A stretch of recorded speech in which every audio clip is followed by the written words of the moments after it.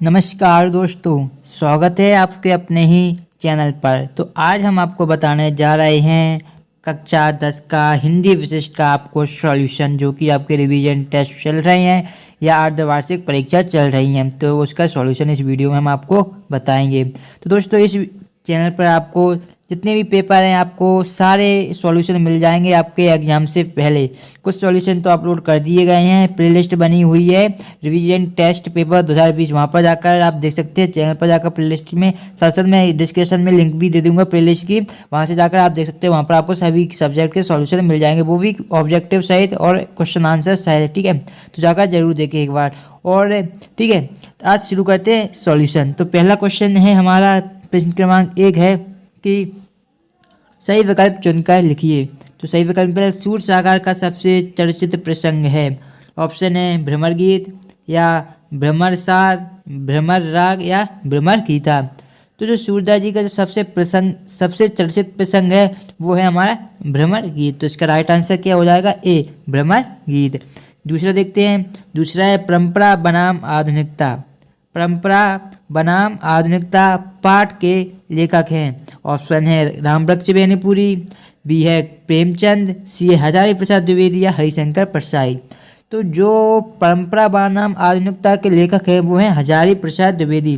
तो इसका right answer क्या हो जाएगा? 7, हजारी प्रसाद द्विवेदी। तीसरा, नर्मदा का उद्गम स्थल है नासिक, इलाहाबाद या अमरकंटक या उज्जैन। तो जो नर्मदा का उद्गम है वो है हमारा अमरकंटक से। इसका राइट आंसर भी सा हो जाएगा क्या? अमरकंटक। चलिए आगे बढ़ते हैं। नेक्स्ट है हमारा चौथा है देव की पुत्र में समास है। तो देव की पुत्र में समास पूछा गया है। ऑप्शन है तत्पुरुष समास, कर्मधारय समास, द्वंद्व समास और द्विगु समास। तो दोस्तों, देव की पुत्र का जब समास से विग्रह करेंगे तो उसका क्या होगा? देव की का पुत्र। ठीक है, आपने तत्पुरुष समास के वो पढ़े होंगे, कर्ता ने कर्म को कर्ण से संप्रदान के द्वारा। तो उसमें क्या है, इससे क्या आ जाएगा? तत्पुरुष समास। इसका राइट आंसर हो जाएगा। कर्मधारय समास नहीं होगा। द्वंद्व समास में क्या दोनों पद प्रधान होते हैं, और द्विगु समास में क्या एक पद संख्यावाची होता है। जहाँ तक ठीक है मुझे याद आ रहा है, एक पद संख्यावाची होता है, तो इसमें ना संख्यावाची है ना दोनों पद प्रधान है। और कर्मधारय समास में आई थिंक अव्यय लिया जाता है। तो जो क्या हो जाएगा, देव की पुत्र में हमारा समास हो जाएगा कौन सा? तत्पुरुष समास का राइट आंसर हो जाएगा। नेक्स्ट है हमारा अद्भुत रस का स्थायी भाव है। रति है, विस्मय है, उत्साह है या निर्वेद है। तो अद्भुत रस का स्थायी भाव हमारा होता है विस्मय, या आश्चर्य भी बोल सकते हैं। अद्भुत रस का विस्मय होता है स्थायी भाव। ठीक है, और साथ ही साथ रति किसका होता है? रति होता है हमारे श्रृंगार रस का, उत्साह होता है वीर रस का, और शांत रस का हमारा क्या होता है? निर्वेद स्थायी भाव। तो आपको सारे पता होने चाहिए, बाद में काम आएंगे, क्योंकि एग्जाम में तो ये काम आने ही वाले हैं। आपके जो बोर्ड एग्जाम होंगे उसमें तो ये प्रश्न सारे काम आने वाले हैं। चलिए दोस्तों आगे बढ़ते हैं। प्रश्न क्रमांक 2 आ चुका है, रिक्त स्थानों की पूर्ति कीजिए। पहला है चतुर चितेरे कूर पंक्ति कवि खालिस्तान द्वारा लिखित है, सूरदास या बिहारी। तो यह बिहारी द्वारा लिखित एक पंक्ति है जो कि चतुर चितेरे कूर पंक्ति है। ठीक है, दूसरा आधुनिकता खालिस्तान का विरोध करती है। तो आधुनिकता है वो क्या? संप्रदाय का विरोध करती है। ठीक है, नेक्स्ट है सुश्रुत संहिता में षड्यंत्रों की संख्या खालिस्तान बताई गई है, 101 या 501। तो वह 101 बताई गई है। नेक्स्ट है अर्थ के आधार पर वाक्य के भेद होते हैं 8 या 3। तो अर्थ के आधार पर वाक्य के भेद होते हैं 8, कितने? 8 होते हैं। जबकि रचना के आधार पर पूछे हमसे रचना के आधार पर, तो रचना के आधार पर जो भेद होते हैं वो होते हैं 3। तो आपको याद रखना, कंफ्यूज नहीं होना है। रचना पूछे तो 8, अर्थ और अर्थ के आधार पर पूछे तो नहीं, सॉरी, रचना के आधार पर पूछे तो 3 हो गए, और अर्थ के आधार पर पूछे तो 8 हो गए। हमसे पूछा गया था अर्थ के आधार पर, तो अर्थ के आधार पर आपने बोल दिया 8 होते हैं। ठीक है दोस्तों, नेक्स्ट है हमारा जिसके प्रति स्थायी व उत्पन्न हो वह कहलाता है आलम्बन या उद्दीपन। तो दोस्तों काफ़ी सारे स्टूडेंट इसका क्या उद्दीपन कर देते हैं, और काफ़ी सारे स्टूडेंट इसी क्वेश्चन में गलती करते हैं। उन्हें पता नहीं होता कि जिसके प्रति स्थायी व उत्पन्न होता है वह आलम्बन होता है उद्दीपन। काफ़ी सारे स्टूडेंट आलम्बन कर देते हैं और ज़्यादातर स्टूडेंट उद्दीपन कर देते हैं। दोस्तों इसका जो राइट आंसर है आलम्बन होता है। ठीक है, जिसके प्रति स्थायी व उत्पन्न यानी कि जिसके प्रति बोल रहा है तो इसका क्या आलम्बन होगा। ठीक है, चलिए आगे बढ़ते हैं। आगे है निम्नलिखित प्रश्नों के उत्तर एक वाक्य में दीजिए। तो हमें उत्तर एक वाक्य में देने हैं। ठीक है, साधु से क्या नहीं पूछनी चाहिए या पूछना चाहिए? तो साधु से हमें क्या जाति नहीं पूछनी चाहिए, ठीक है, जो कि बहुत बार आ चुका है बोर्ड एग्जाम में, बहुत ही सिंपल है। नेक्स्ट है, पंजाब केसरी के नाम से कौन प्रसिद्ध है? तो यह भी बहुत ही सिंपल है, आपके सोशल साइंस में भी है, क्लास 10th में, पंजाब केसरी के नाम से लाला लाला लाजपत राय, ठीक है, लाला लाजपत राय प्रसिद्ध है। नेक्स्ट है हमारा, शल्य चिकित्सा के प्रवर्तक कौन है? तो यह शल्य चिकित्सा के प्रवर्तक हैं सुश्रुत, ठीक है, शल्य चिकित्सा के प्रवर्तक हैं सुश्रुत। नेक्स्ट है हमारा, उपासना करने वाला क्या कहलाता है? तो उपासना करने वाला कहलाता है उपासक, इसका आंसर हो जाएगा उपासक। नेक्स्ट है, रस के कितने अंग होते हैं? तो रस के 4 अंग होते हैं, ठीक है, कितने होते हैं? 4। अगर आपसे नाम भी पूछे तो सबसे पहला होता है स्थायी भाव, ठीक है, स्थायी भाव, उसके बाद आता है विभाव, ठीक है, स्थायी भाव, विभाव, फिर आता है अनुभाव, ठीक है, अनुभाव आता है, और लास्ट में आता है संचारी भाव, संचारी भाव। ये 4 होते हैं रस के अंग, ठीक है, रस के कितने अंग होते हैं? 4 होते हैं, स्थायी भाव, विभाव, अनुभाव और संचारी भाव। अब सही जोड़ी भी देख लेते हैं, सही जोड़ी बनाकर लिखिए।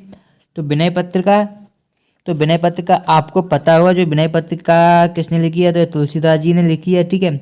गेहूं और गुलाब, तो गेहूं और गुलाब है रामबख्शी बेनीपुरी। फिर तीसरा है लोक संस्कृति की स्मृति रेखा नर्मदा, ठीक है, तो यह क्या है? यह यात्रा वृत्तांत है, ठीक है, यात्रा वृत्तांत है।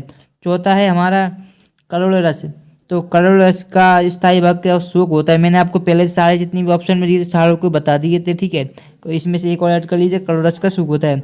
वक्रोक्ति, तो वक्रोक्ति का एक प्रकार अलंकार है, ठीक है, वक्रोक्ति अलंकार है।